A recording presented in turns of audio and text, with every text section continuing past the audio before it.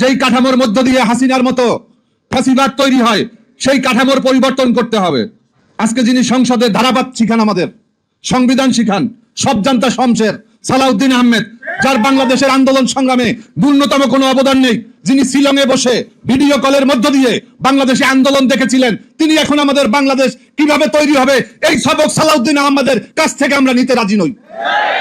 আমরা যারা আন্দোলন সংগ্রাম করেছি, আমরা নির্ধারণ করব আগামীর বাংলাদেশ কেমন হবে। এই আন্দোলনে দেখি নতুন নতুন এক একদিন এক একজন মাস্টার মাইন্ড। আমাদের কর্নেল ওলি আহমেদ বলেছেন, তো অস্বীকার করার কোনো সুযোগ নেই। জামাত ইসলামীর সেক্রেটারি জেনারেল অধ্যাপক মিয়া গোলাম পরোয়ার বিবৃতি দিয়েছেন যে এই আন্দোলনের সাথে আমরা একমত, এই আন্দোলনের সাথে আমরা সংহতি প্রকাশ করছি। আর মির্জা ফখরুল ইসলাম আলমগীর তিনি বক্তব্যে বলেছিলেন যে আন্দোলনের সাথে আমাদের কোনো সংযোগ নাই। এটাই তো বাস্তবতা। আজকে গুপ্ত গুপ্ত আওয়াজ শুনি আমাদের প্রধানমন্ত্রীর মুখে। গুপ্ত কে? যারা বাংলাদেশে আন্দোলন সংগ্রাম করেছে তারা গুপ্ত, নাকি যারা বিদেশে ছিল তারা গুপ্ত? যারা শিলংয়ে ছিল তারা গুপ্ত, নাকি এখানে যারা বুক পেতে গুলি খেয়েছে তারা গুপ্ত?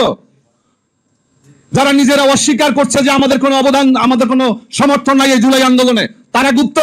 নাকি যারা বিবৃতি দিয়ে, বক্তব্য দিয়ে নেতাকর্মীদেরকে রাজপথে গুলির মুখে ছেড়ে দিয়ে ভূমিকা রেখেছে তারা গুপ্ত?